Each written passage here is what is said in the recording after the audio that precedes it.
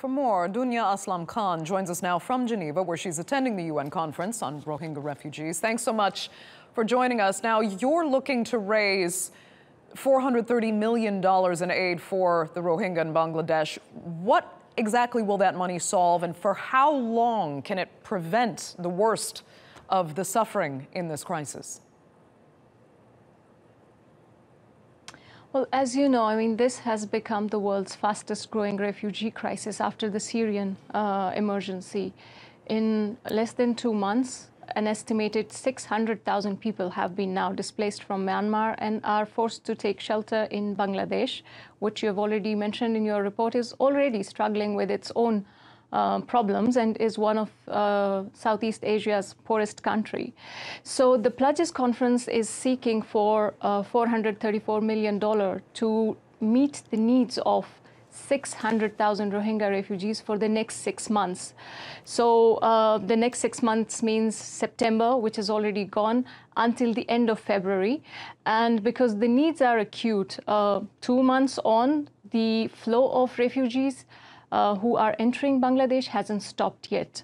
So every day we still see new refugees arriving in Bangladesh. The needs are enormous. We need 58 million litre water daily to meet the needs of people. We need 500,000 shelters. We need 100,000 children to continue going to schools. There are 24,000 pregnant women who would need support in the coming months.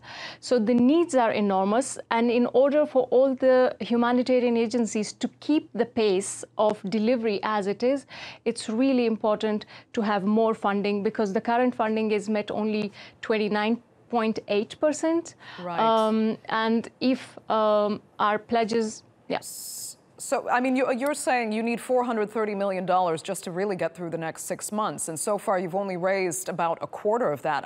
Ultimately, what are the consequences here if you don't get more funding? What happens to these hundreds of thousands of people?